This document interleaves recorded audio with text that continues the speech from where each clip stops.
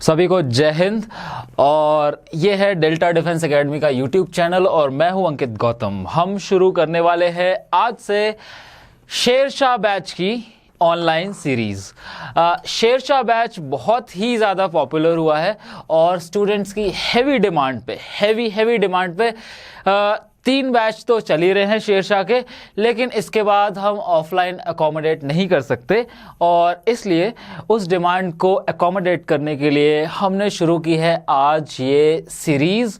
और ये सीरीज़ बिल्कुल शेरशाह बैच की तरह ही क्वेश्चन फॉर्मेट में सारा सिलेबस इस 1 मंथ, इस 1 महीने में कवर करने का हम अटेम्प्ट कर रहे हैं। और मैं इंग्लिश ग्रामर इसी क्वेश्चन फॉर्मेट में आपको करवाऊंगा और सारे कॉन्सेप्ट्स क्वेश्चन फॉर्मेट में ही कवर करूंगा। और ये क्वेश्चंस वो क्वेश्चंस हैं जो आपको एग्जाम में मिलेंगे ही मिलेंगे। तो चलिए without any further due let's begin. तो पहला क्वेश्चन और पहला टाइप है क्वेश्चन का sentence completion. The election commission on Friday that the assembly elections in the 5 states will be held from November 12th to December the 7th. The election commission on Friday announced, one second,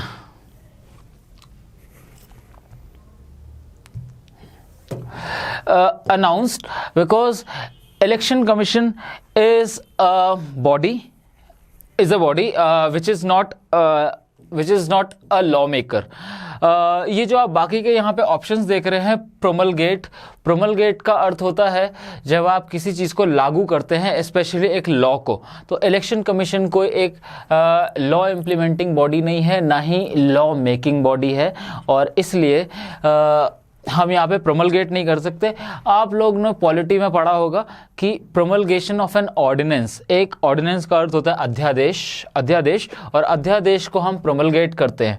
तो यहाँ पे अध्यादेश की बात नहीं कर रहे हैं, यहाँ सिर्फ असेंबली इलेक्शंस के अनाउंसमेंट यानी कि घोषणा की बात कर रहे हैं, ना कि किसी चीज़ को पारित या लागू करने की।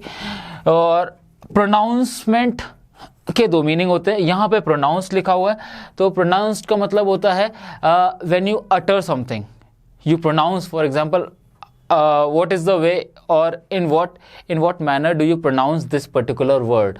तो प्रोनाउंसिएशन होता है आपका बोलने का लहजा, that means your accent.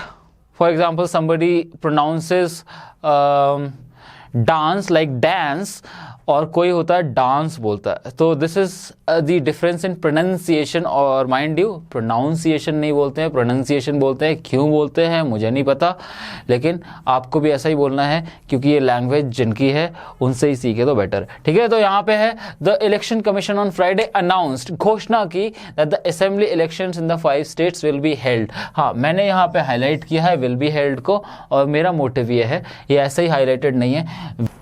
Will be, एक बी ऐसा वर्ब होता है जो किसी भी वर्ब के आगे लग जाए, या विल के आगे लग जाए, या वुड के आगे लग जाए, या शुड के आगे लग जाए, शुड, ओके, या हैज, विल वुड किसी के भी आगे अगर लग जाए तो फिर वो उस पूरे वर्ब को बी बना देता है। Would be, should be, has been. अच्छा, हैज़ बीन इसलिए क्योंकि हैज़ हमेशा 3rd फॉर्म लेता है वर्ब की और बी की 3rd फॉर्म होती है बीन। ठीक है, तो जब भी बी के साथ 3rd फॉर्म आ जाती है वर्ब की, विल बी है और ये 3rd फॉर्म है होल्ड, हेल्ड, होल्डिंग, तो ये तो है पैसिव वॉइस। तो ठीक है, अगले क्वेश्चन पे बढ़ते हैं।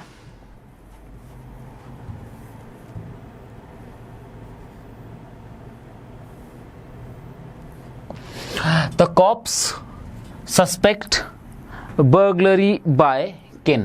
अच्छा, किन का मतलब होता है somebody your known one।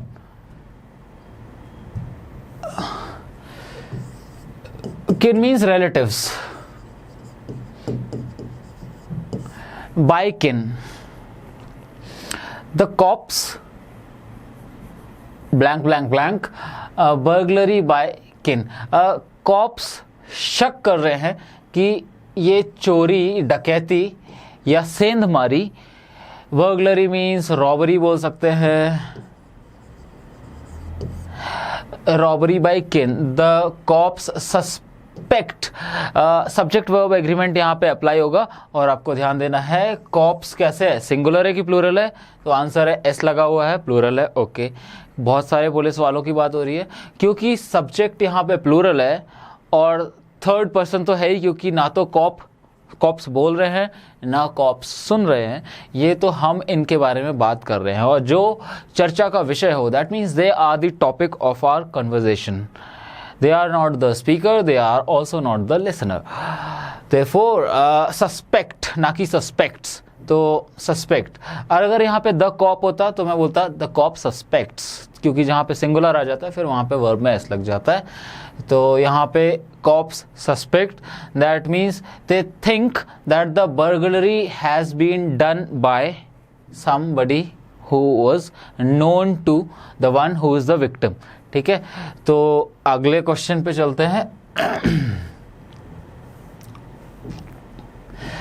Sentence completion, the movie was not very interesting, movie बिल्कुल भी रोचक नहीं थी, और मूवी रोचक नहीं थी।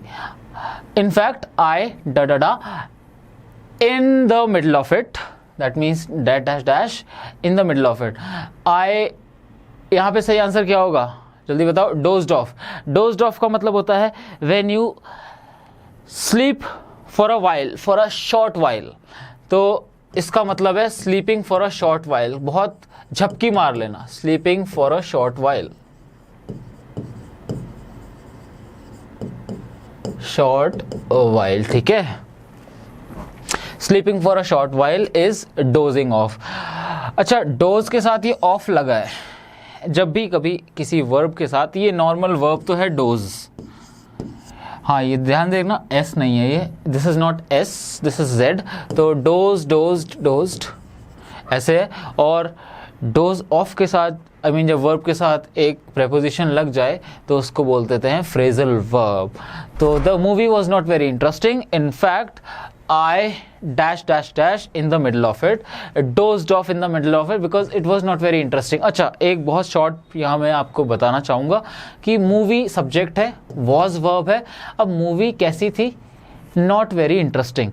तो ये इंटरेस्टिंग जो आप देख रहे हो ये मूवी को ही डिफाइन कर रहा है, मूवी नाउन है, इंटरेस्टिंग मूवी को ही डिफाइन कर रहा है। तो ये क्या है? एक एडजेक्टिव है, लेकिन ये आईएनजी में ख़त्म हो रहा है, ये वर्ब की तरह दिखाई दे रहा है ये एडजेक्टिव, और इसलिए इसको हम बोलते हैं पार्टिसिपल एडजेक्टिव, क्योंकि ये प्रेजेंट पार्टिसिपल फॉर्म यानी कि वर्ब की फोर्थ फॉर्म की तरह दिख रहा है, आईएनजी फॉर्म की तरह दिख रहा है, देयरफॉर पार्टिसिपल एडजेक्टिव। तो ये तो हो गई एक्स्ट्रा इन्फॉर्मेशन। चलिए अगले सवाल पे चलते हैं, और अगला सवाल आ रहा है आपकी कंप्यूटर स्क्रीन पे। ये कंप्यूटर जी कितने हजार रुपए के लिए? हाँ, ये है एनडीए के लिए। कितने हजार रुपए नहीं चाहिए अपने को, एनडीए चाहिए, और एनडीए लिए बिना ना तो रुकेंगे ना झुकेंगे और ना ही वीडियोस देखना छोड़ेंगे डेल्टा डिफेंस एकेडमी के। चलिए, the officer got into the car, ये क्या आ गया? No note. हाँ, द ऑफिसर, सारे हो गए ना, कुछ छोड़ा तो नहीं? हाँ ठीक है। The officer got into the car and answer क्या होगा? Drove off. एक मिनट,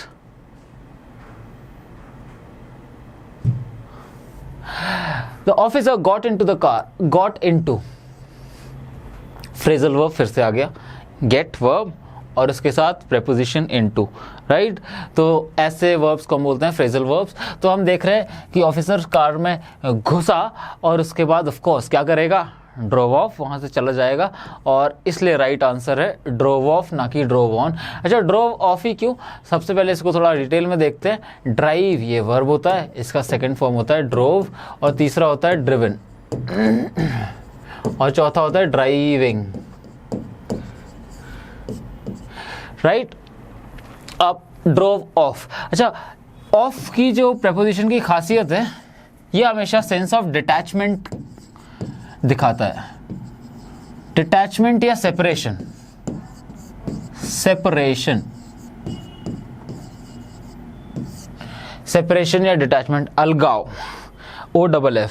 तो इस जगह से वो अफसर क्या हो गया, इस जगह से वो गाड़ी अलग हो गई जहाँ पे ये थी पहले, इसलिए यहाँ पे हम ड्रोव ऑफ यूज़ करते हैं। यहाँ पे ड्रोव जहाँ भी ऑन आ जाता है, जहाँ पे भी ऑन आ जाता है, रोड ऑन, ड्रोव ऑन, जब भी वर्ब के बाद जो पार्टिकल है, फ्रेजल वर्ब का जो प्रेपोजिशन होता है इसको हम बोलते हैं पार्टिकल।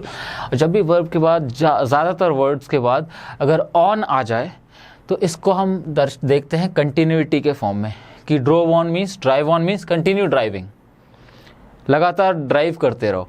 वैसे ही रोड ऑन मतलब राइड ऑन, ये राइड का सेकेंड फॉर्म है।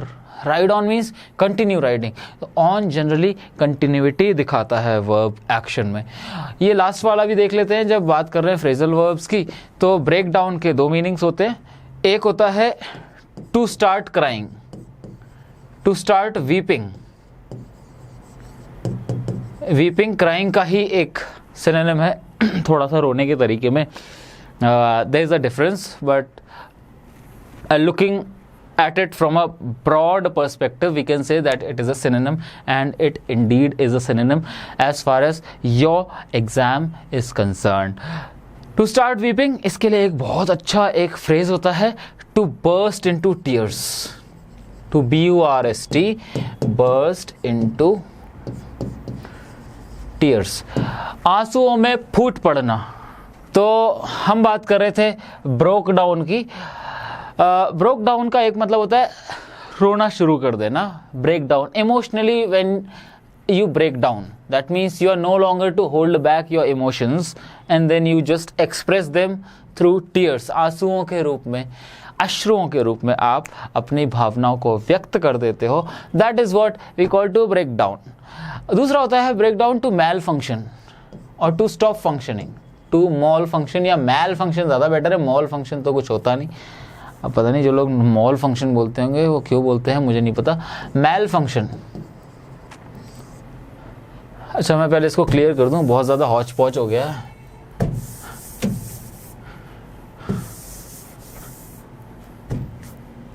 हाँ, तो मैल फंक्शन, ठीक है, when a machinery malfunction that mean it stops working, this is the second meaning. आगे बढ़ते हैं। 3 terrorists were gunned down, and a huge cache of arms and ammunition was -- by the army. Cache of arms and ammunition और cache of arms and ammunition, इसका मतलब होता है store of या pile of या heap of arms and ammunition, हथियारों का जखीरा। आप अक्सर न्यूज़ में सुनते हो कि हथियारों का जखीरा पकड़ा गया, तो ये वही जखीरा है, कैश, ठीक है, कैश बोलते हैं इसको, कैश बोलते हैं, कैशे। तो 3 terrorists were gunned down and a huge cache of arms and ammunition was conceal का मतलब होता है छुपाना, नहीं आर्मी ने छुपाया नहीं। रिवील का मतलब होता है दिखाना, नहीं दिखाया भी नहीं। डिस्कवर का होता है खोज करना, नहीं खोज नहीं करी। आर्मी ने तो धर लिया। Bust means something that you were trying to hide. Something that you were trying to hide has been forcibly discovered or it has been discovered by force. तो ये है बस्टेड। आप अक्सर जब गेम्स वगैरह खेलते होंगे GTA वगैरह, उसमें आप देखते हो बस्टेड, पुलिस आपको बस्ट कर लेती, दैट मीन्स धर दबोचती है, दैट बस्टेड। तो हथियारों के जखीरे को, स्टोर को आर्मी ने क्या किया, धर लिया। तो इसलिए यहाँ पे हम बात करते हैं अगले सवाल की। Dense forest cover leads to something in oxygen levels. अच्छा, जब बहुत ज़्यादा फॉरेस्ट कवर बहुत ज़्यादा घना होगा तो क्या होगा, ऑक्सीजन लेवल्स कम होंगे या ज़्यादा होंगे? ऑफ कोर्स ज़्यादा होंगे। स्लम्प का मतलब होता है डिक्रीज, अपसर्ज का मतलब होता है इंक्रीज, प्लंज का मतलब होता है गिराव या डिक्रीज, और ड्रॉप का मतलब फिर होता है डिक्रीज यानी कि घटाव या गिराव। यहाँ पे dense forest cover lead to upsurge, उफान है ना। अपसर्ज का मतलब होता है उफान, SURGE। और अपसर्ज, वैसे तो सर्ज का ही मतलब उफान होता है, लेकिन अपसर्ज का मतलब भी सेम होता है, मेरे हिसाब से सुपरफ्लुअस होता है, लेकिन इस तरह से यूज़ बहुत किया जाता है, तो अब हम इसको सुपरफ्लुअस अपने बेस पे नहीं कह सकते। तो अपसर्ज इन ऑक्सीजन लेवल्स, बढ़त हुई है ऑक्सीजन लेवल में। अगला सवाल करते हैं। A soldier got a new lease of life. जीवन दान, अ new lease of life means जीवन दान। New lease of life means नई लाइफ उसको किराए पे मिली। अब हम सब किराए पे ही तो क्या खर्च कर रहे हैं, सांसें खर्च कर रहे हैं और जीते जा रहे हैं। जिस दिन ये किराया ख़त्म हो जाएगा उस दिन हम भी ख़त्म हो जाएंगे, तो इसलिए लीज ऑफ लाइफ कहते हैं। दैट मीन्स जीवन दान। एक सोल्जर को got a new lease of life when the doctors dash dash dash the bullet from his abdomen. When the doctor, अच्छा डॉक्टर ने क्या किया होगा कि उसको न्यू लीज ऑफ लाइफ मिल गई? पियर्स किया। पियर्स मतलब होता है to pierce into, that means छेद देना। क्या उसने छेद दिया होगा उसके एब्डोमेन यानी कि पेट को? नहीं। क्या उसने पंप कर दिया होगा? पंप का अगेन मीनिंग होता है when you pump a bullets into somebody, that means you shoot the person. तो आप उसके अंदर डाल देते हो। यहाँ अंदर डालने की बात नहीं हो रही है, यहाँ बात हो रही है बुलेट को बाहर निकालने की। तो यहाँ पे जो सही आंसर है that is take out. You take out the bullet from his abdomen and then the soldier becomes, or soldier is fine. Took on का मतलब होता है when you challenge somebody, तो इसका यहाँ पे कोई relevance नहीं, irrelevant है बाकी सब। Answer is take out। अगले सवाल पे चलते हैं।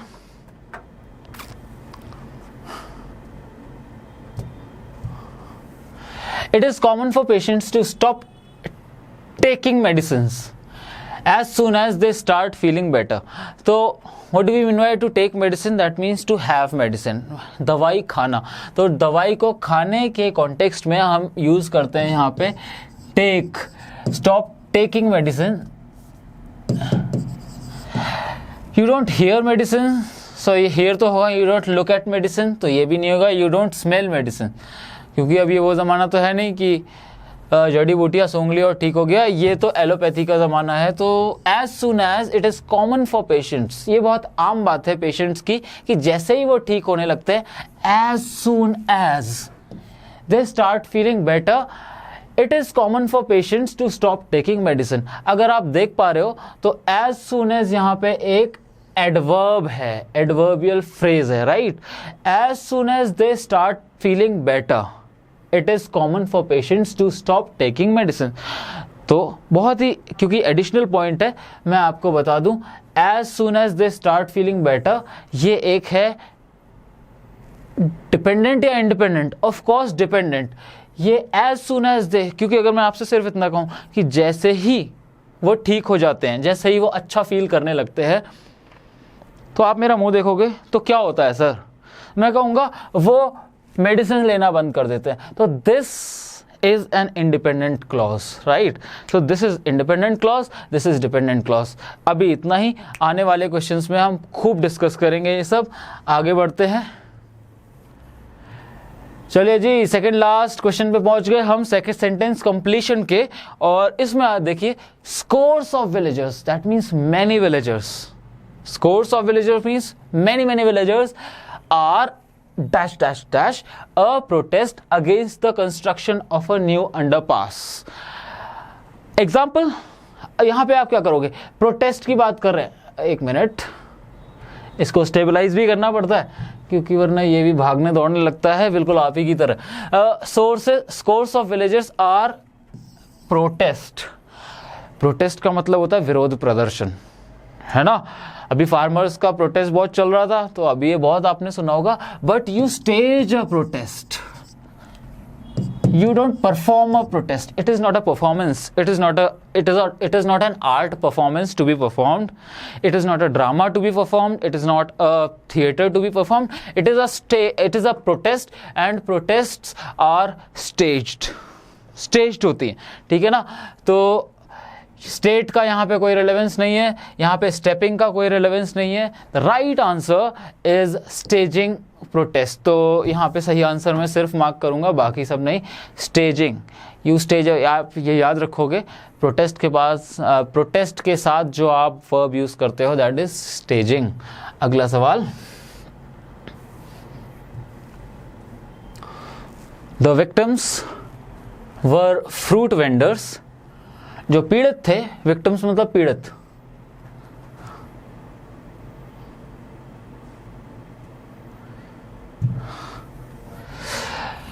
जो पीड़ित थे, because subject is plural therefore were, right, not was, past simple tense, were fruit vendors, कौन थे, फ्रूट वेंडर्स। अब जो विक्टिम्स थे वही फ्रूट वेंडर्स थे और जो फ्रूट वेंडर्स हैं वही विक्टिम्स थे, देयरफॉर सब्जेक्ट कॉम्प्लीमेंट है ये, ठीक है। सब्जेक्ट कॉम्प्लीमेंट जिसको नहीं पता उसके लिए शॉर्ट में बता दूं, जब सब्जेक्ट के बारे में ही एक्स्ट्रा इन्फॉर्मेशन प्रोवाइड की जा रही हो तो वो बन जाता है सब्जेक्ट कॉम्प्लीमेंट। ये ऑब्जेक्ट नहीं है यहाँ पे, क्योंकि सब्जेक्ट और ऑब्जेक्ट एक ही है। Okay, the victims were fruit vendors and they were going in an auto when they dash with an accident, you meet with an accident। तो यहाँ पे आंसर क्या है, met with, क्योंकि ये पास्ट टेंस में चल रहा है सेंटेंस, इसलिए meet का पास्ट टेंस क्या होता है, meet, met, met, meeting, ठीक है। तो you don't, ये यहाँ पे थोड़ा सा गलती है, ram नहीं होता है, ran होना चाहिए, ran into। वैसे रैम इनटू भी एक वर्ड होता है, they ram into an accident, but a person do not ram into an accident, a person और a vehicle rams into something else.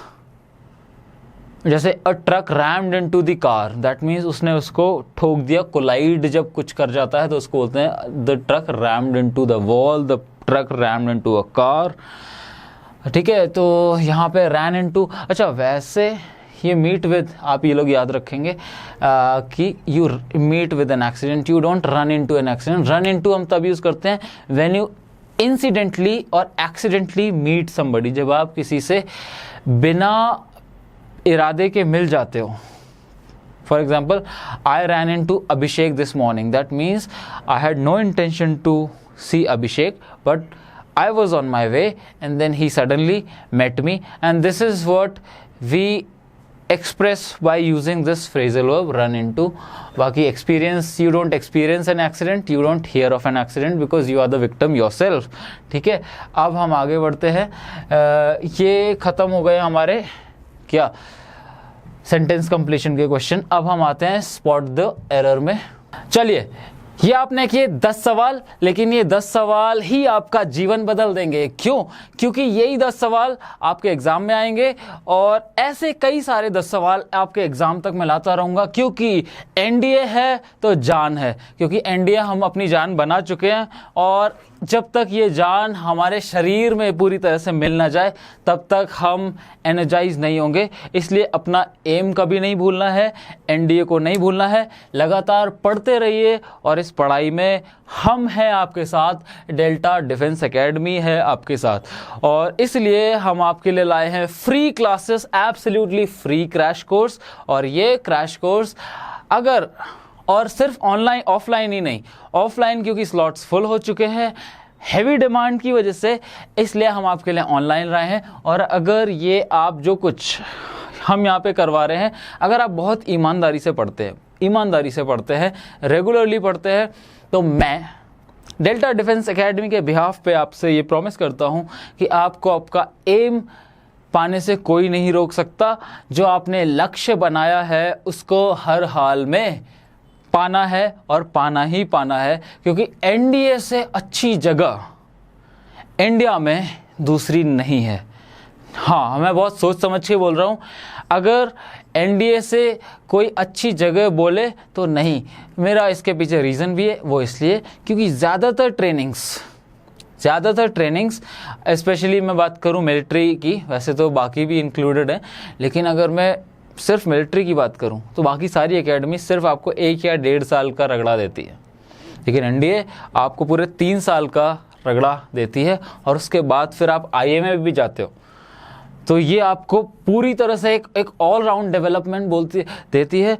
और आप रिकॉर्ड उठा के देख लीजिए, जितने भी मिलिट्री चीफ्स बने हैं, जितने भी हमारे आर्मी चीफ्स बने हैं, वो सब एनडीए से पास आउट थे। और मैं चाहता हूं एक दिन आप भी जी हाँ, आप भी उस स्थान पे पहुँचे जहाँ पे हमारे इतने बड़े बड़े वेटरन्स पहुँच चुके हैं, और आप भी, लेकिन उसके लिए आपको करनी होगी मेहनत, और आपकी मेहनत में हम हैं आपके साथ हमेशा।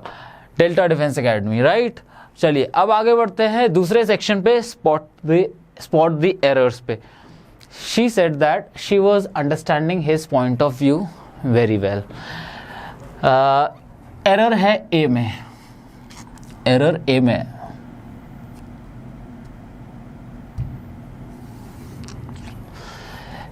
अच्छा, ये अंडरस्टैंडिंग एक स्टेट वर्ब है। स्टेट वर्ब्स का अर्थ होता है अवस्था सूचक क्रिया। अब ऐसे तो समझ आएगा नहीं। स्टेट वर्ब्स वो वर्ब्स होते हैं जो सिर्फ आपके at the level of mind होते हैं, दैट मीन्स सिर्फ मानसिक स्तर पे होते हैं। फॉर एग्जांपल, कोई चीज़ समझने के लिए आपको हाथ पैर या कुछ भी अपने शरीर का अंग हिलाना नहीं पड़ता है, और जब आपको कोई फिजिकल एक्शन नहीं करना पड़ रहा है तो ऐसे वर्ब्स को हम बोलते हैं स्टेट वर्ब, जैसे कि एग्री, जैसे कि थिंक, जैसे कि बिलीव, जैसे कि ट्रस्ट।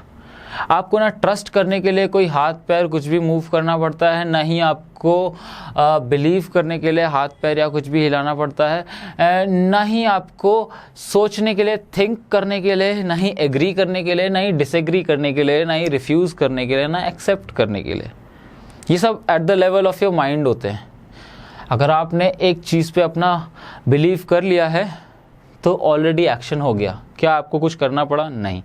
ठीक है, तो शी से ये भी अंडरस्टैंड करने के लिए क्या करना पड़ता है, सिर्फ दिमाग में आपको एक आइडिया आ गया, ठीक है, आप समझ गए उस आइडिया को, ख़त्म। स्टेट वर्ब्स को हम ज़्यादातर कंटिन्यूस टेंस में नहीं डालते हैं, हमेशा इसको सिंपल टेंसेस में डालते हैं। सिंपल टेंस, सिंपल टेंस में डालते हैं। She said that, she was understanding है, तो इसको पास्ट कंटिन्यूस से पास्ट सिंपल में करेंगे तो क्या, शी अंडरस्टूड,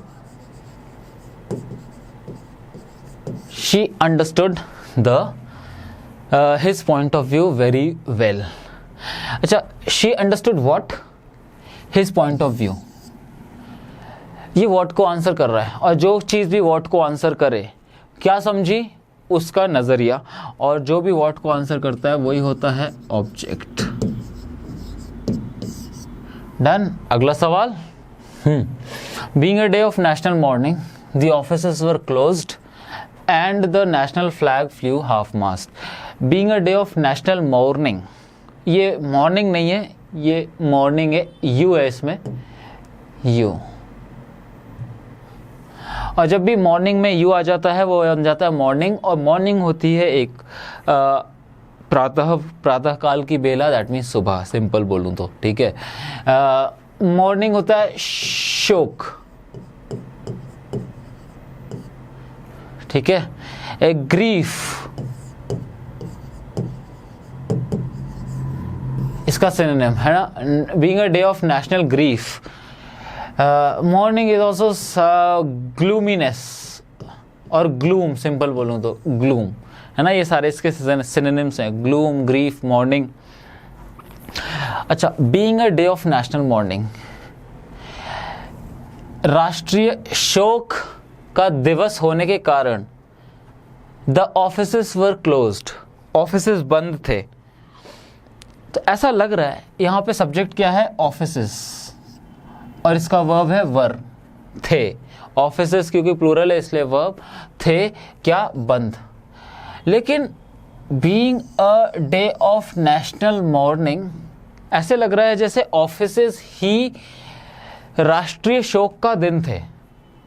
ध्यान से सुनते रहना, ऐसा लग रहा है कि ऑफिसेस, क्योंकि ऑफिसेस का इस वर्ब के पास तो सब्जेक्ट है ऑफिसेस, लेकिन इस वर्ब के पास कोई भी सब्जेक्ट नहीं है बीइंग के पास, तो हमें इसको इसका सब्जेक्ट देना है, वरना ये किसी को भी अपना सब्जेक्ट बना लेगा, और अगर किसी को भी बना लिया तो बहुत गड़बड़ होने वाली है।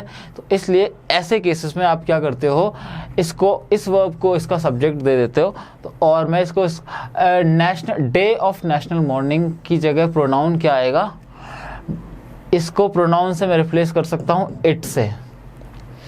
तो it being a day of national mourning, the offices were closed and the national flag flew half mast. तो half mast का अर्थ होता है जब झंडा बिल्कुल टॉप पे नहीं, बीच में कहीं लहरा रहा होता है। तो जब कोई ऐसा कुछ बड़ी एक नेशनल मॉर्निंग का ऐसा कुछ इंसिडेंट हो जाता है, तो तब हम झंडों को अक्सर हाफ मास्ट पे उड़ाते हैं। अक्सर हमने पढ़ा सुना होगा कहानियों में, शिप के मास्ट्स होते हैं, और शिप के मास्ट होते हैं वही ध्वज जो कि तूफान से लड़ने में हेल्प करता है, और इसी को मास्ट कहते हैं। लेकिन यहाँ पे एरर आप समझ गए हो कि इस बीइंग को इसका सब्जेक्ट देना ज़रूरी है, वरना ये ऑफिस को अपना सब्जेक्ट बना लेगा, और अगर ऑफिस को इसने सब्जेक्ट बना लिया तो ऐसा लगेगा कि ऑफिस ही वो दिन थे, ऑफिसेज ही वो दिन थे राष्ट्रीय शोक के, जबकि ऐसा है नहीं। राइट, अगले पे आते हैं।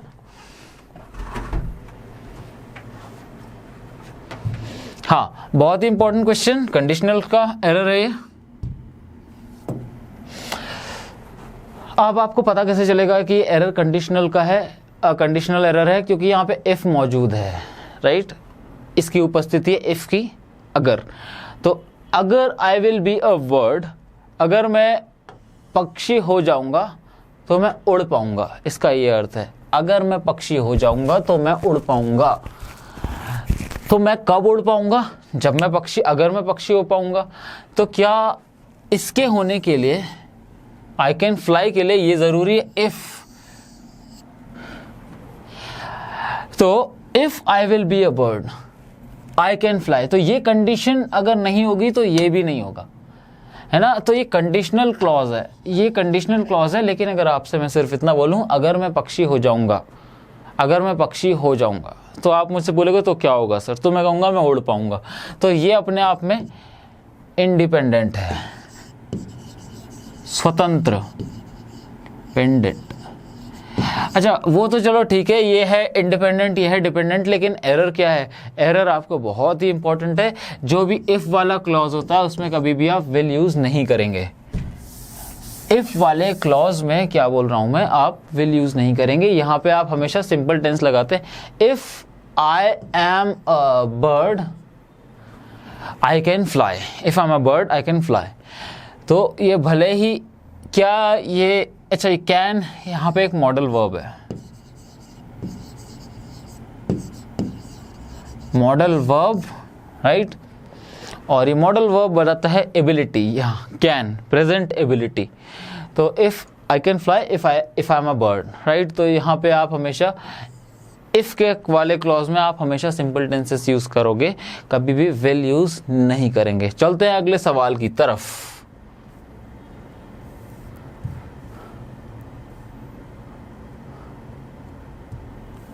चलिए, बहुत ही अच्छा सवाल, और बिल्कुल ध्यान बनाए रखिए, क्योंकि हर एक सवाल है बहुत ही ज़्यादा ज़रूरी, और हर एक सवाल आपको ले जाता है करीब आपके सपने के, और वो सपना बहुत ही ज़्यादा ऊंचा है। और उस ऊंचे सपने तक पहुंचने के लिए हम हैं आपके साथ। It is necessary for us to familiarise, and conjunction आ गया यहाँ पे, टू गेट यूज टू। बस यहीं पे ध्यान बना के रखना। फेमिलियराइज के साथ जो प्रेपोजिशन जाता है वो है टू फेमिलियराइज विद, और गेट यूज टू के साथ तो है ही गेट यूज टू, गेट के साथ यूज टू आ गया है, लेकिन फेमिलियराइज के साथ उसका प्रेपोजिशन नहीं था। तो it is necessary for us to familiarise with the ways of the people, it is necessary for us to get use to the ways of the people. तो ये आपको ध्यान रखना था कि आपको फेमिलियराइज के साथ विद, अगर ये विद नहीं लगाएंगे यहाँ पे तो ऐसा हो जाएगा, it is necessary for us to familiarise to the ways of the people, and it is, जबकि फेमिलियराइज अपने साथ कभी भी टू नहीं लेता है, क्या लेता है? विद। आगे सवाल पे चलते हैं।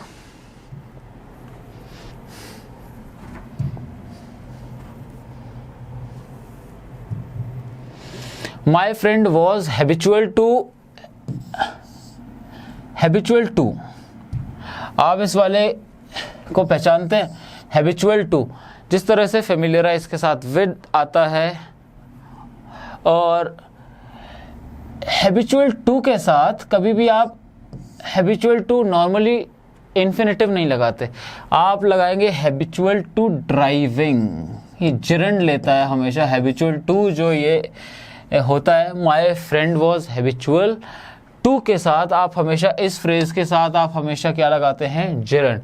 आई am habitual to eating slow, तो आप देख रहे हो मैंने क्या बोला, हैबिचुअल टू ईटिंग स्लो। मैंने ये नहीं कहा I am habitual to eat slow, habitual to eating, फिर gerund, habitual to what, eating.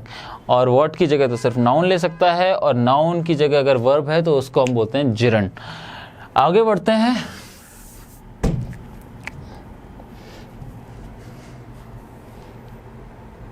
The railway union workers are on strike for the last 15 days.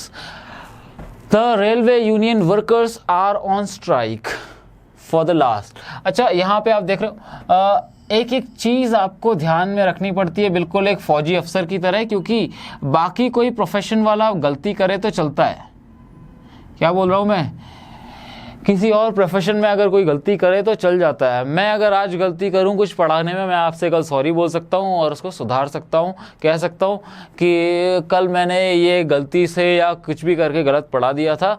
लेकिन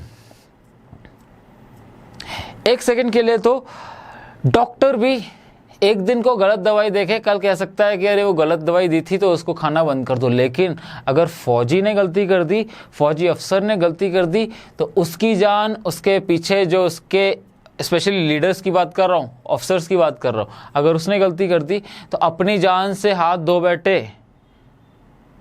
और अगर इससे भी बड़ा कुछ बुरा होना हो तो वो अपने साथियों की जान से हाथ धो बैठे, और उससे ज़्यादा बुरा कुछ हो ही नहीं सकता। इसलिए हम गलती की गुंजाइश छोड़ेंगे ही नहीं, और लगातार ध्यान बनाए रखेंगे पूरे सेंटेंस पे कि कहाँ कोई सी गलती है। तो done, all right. So, the next question is, the railway union workers are on strike for the last 15 days. आप देखिए for आ गया यहाँ पे, और उसके बाद the last 15 days आया। एक ड्यूरेशन है, 15 दिन की एक अवधि होती है, ड्यूरेशन होती है। और जब भी ड्यूरेशन हम यूज करते हैं, ड्यूरेशन के बारे में बात, तो हमें सिंपल टेंसेस नहीं, हमें यूज़ करने चाहिए परफेक्ट टेंसेस। ये बी जो है ये है सिंपल टेंस में, और इसकी जगह हमें करना है परफेक्ट टेंस में, राइट। तो have been on strike for the last 15 days. तो यहाँ पे वर्क हैव ही क्यों, हैज़ क्यों नहीं, क्योंकि यहाँ पे वर्कर्स है, प्लूरल के साथ हम हैव यूज करते हैं। आगे बढ़ते हैं 7वें स्पॉट द एरर पे।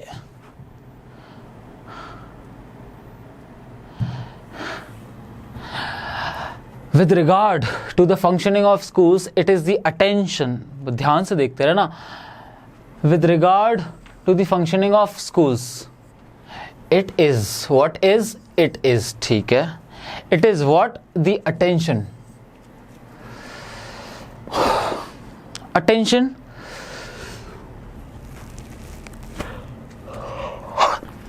अब मुझे मस्त नींद आ रही है। हाँ, मैं खाना खाऊंगा और आउट हो जाऊंगा घर जाके। हाँ, तो हम बात कर रहे हैं with regard to the functioning of schools, it is the attention given to the ये मास्ट लिख दिया यहाँ पे, this is most not mast. Mast हम देख चुके हैं क्या होता है पिछले वाले क्वेश्चन पे। एक झंडे का जो लट, मतलब जिसको मैं क्या बोलूँ, जिस पे आप उसको होइस्ट करते हो, राइट। तो with regard to the functioning of schools, it is the attention. हम बात करें अटेंशन की, और अटेंशन है एक अनकाउंटेबल नाउन।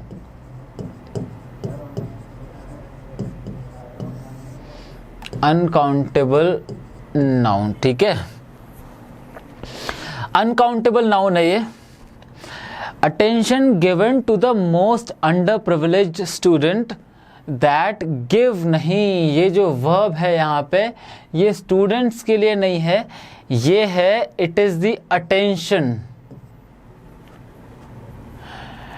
ये गिव यहाँ पे अटेंशन के लिए है, और अटेंशन तो है अनकाउंटेबल सिंगुलर,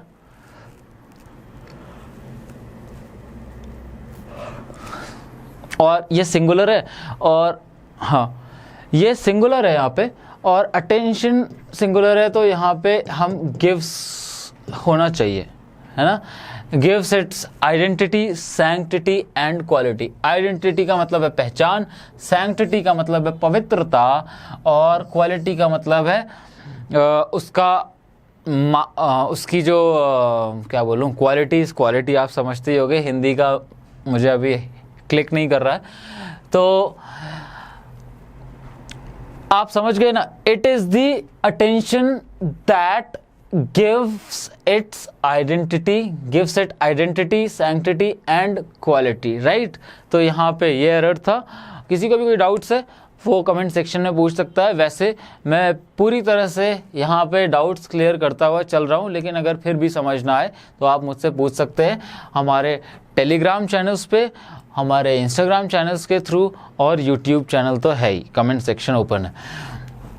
आगे बढ़ते हैं।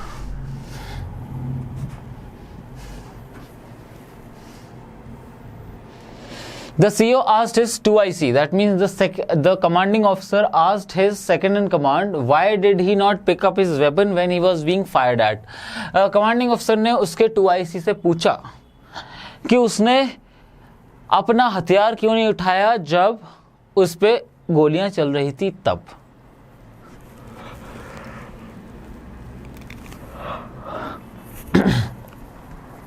राइट, तो हाँ, the CEO asked his 2IC why he did not। अच्छा, ये the CEO asked his 2IC,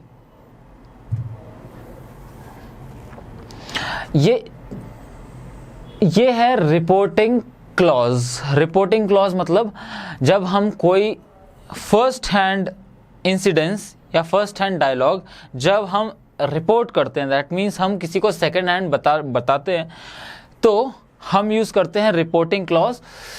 और यहाँ पे the CEO asked his 2IC, क्या सच में CEO 2IC से पूछ रहा है? यहाँ नहीं, यहाँ मैं बता रहा हूँ कि CEO ने 2IC से पूछा। क्या पूछा? उसने पूछा कि उसने अपना वेपन क्यों नहीं उठाया, अपना हथियार क्यों। क्या वो यहाँ पे CEO पूछ रहा है 2IC से? नहीं, जो CEO ने पूछा 2IC से वो मैं आपको बता रहा हूँ। और जब भी ऐसा होता है कि वाई डिड ही नॉट, तो ये क्योंकि इंटेरोगेटिव नहीं है, ये एक क्वेश्चन को रिपोर्ट कर रहे हैं हम।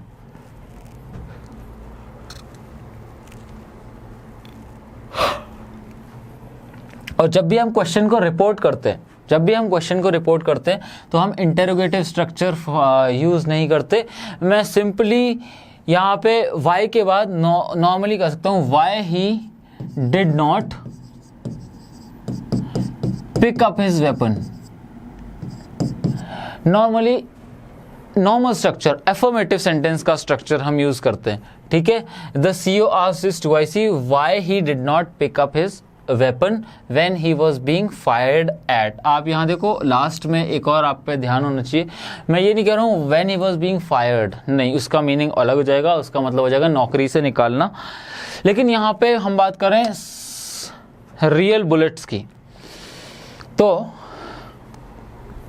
when somebody takes an aim at you and then pulls his trigger, this is what we call firing at somebody. Whether the bullet hits him or not, that's a different matter altogether, but if somebody is taking an aim at you, that means he is firing at you। तो at दिशा बताता है बंदूक की, ये नहीं बताता कि गोली पड़ी या नहीं पड़ी। अगला सवाल, तो यहाँ पे आपको इंटेरोगेटिव स्ट्रक्चर नहीं, आपको normally why he did not pick up his weapon when he was being fired at. अगला सवाल, it is not taught, if it, यहाँ पे इफ होना चाहिए, यहाँ पे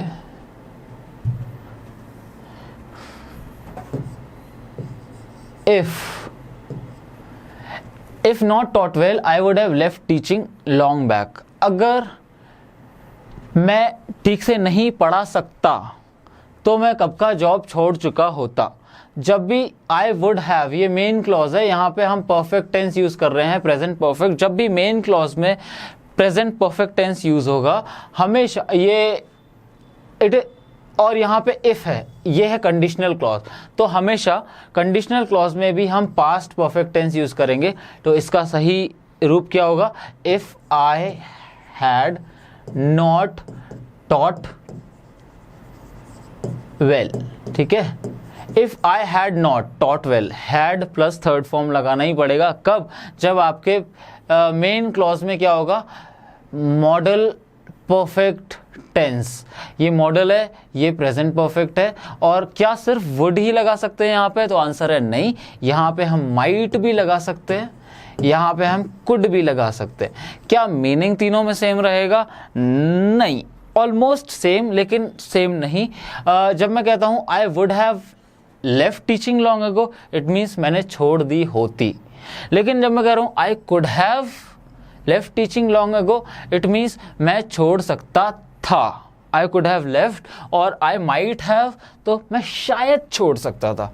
तो सिर्फ प्रोबेबिलिटी में कि परसेंटेजेस में अंतर है, बाकी जो एसेंस है वो सेंटेंस का ऑलमोस्ट सेम ही, ठीक है। तो आप याद रखेंगे कि अगर इफ क्लॉज पास्ट परफेक्ट में, तो मेन क्लॉज प्रेजेंट परफेक्ट में मॉडल के साथ। अगले सवाल पे चलते हैं और ये है हमारा very last. Yes, good one. Unless you do not stop to make noise at once, I will have no option except, ये बट यहाँ पे एक्सेप्ट का काम कर रहा है। मैं पहले ही आपको बता दूं, ये नॉर्मली हम जिस तरह से नॉर्मली बट को यूज करते हैं वैसा नहीं है। Unless you do not stop to make noise at once, I will have no option except to bring the matter to the attention of the principal। अब यहाँ पे ये स्पेशल क्वेश्चन है क्योंकि लास्ट क्वेश्चन है, इसलिए बहुत ही स्पेशल बनाया है। आप में से जो लोग इसको सॉल्व कर लें उनको कॉन्ग्रेचुलेशंस। अनलेस, पहली चीज तो एक सेकेंड, अनलेस है एक negative adverb. Done, okay done. ये है एक negative adverb.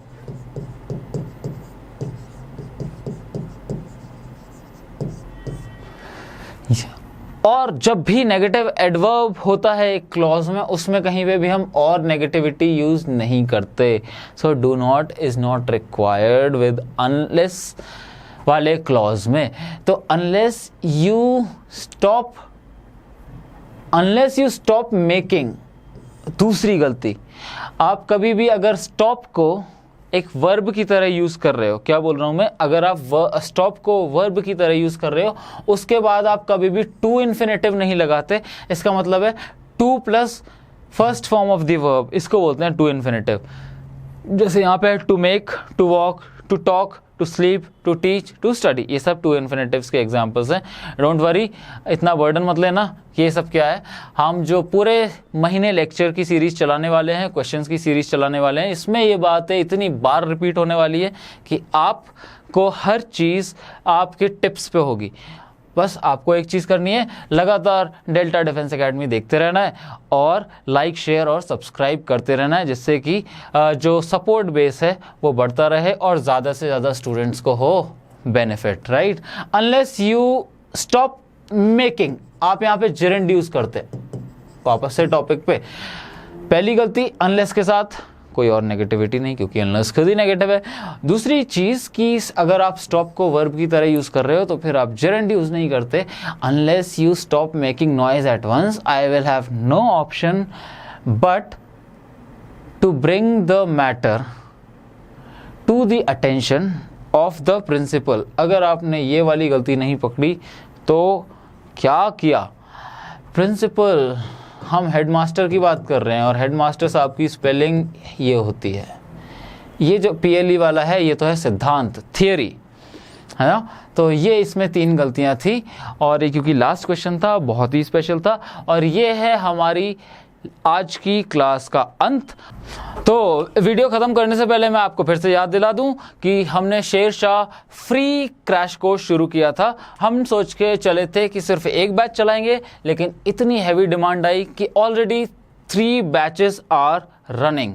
Now we have run short of space, और इसलिए अभी भी स्टूडेंट्स की डिमांड के कारण हमने शेरशाह को कर दिया है ऑनलाइन, और ये सीरीज़ उसी शेरशाह बैच का हिस्सा है जो कि क्रैश पूरे इस जब तक आपका एग्ज़ाम नहीं होगा तब तक ये चलेगी, क्योंकि हमारा सिर्फ एक ही एम है, एक ही रिज़ल्ट है कि आपका रिज़ल्ट चाहिए हमें, और रिज़ल्ट के अलावा कुछ भी नहीं चाहते। हाँ, एक चीज़ आप बिल्कुल कर सकते हैं कि जो और भी नीडी हैं, जो यहाँ तक नहीं आ सकते, आप उनसे लगातार अपने फ्रेंड्स से शेयर करते रहिए, ताकि कभी ना कभी ये वीडियो उन तक पहुँचे और उनको ये क्वालिटी एजुकेशन जो डेल्टा डिफेंस एकेडमी पर दी जा रही है वो उनको मिले।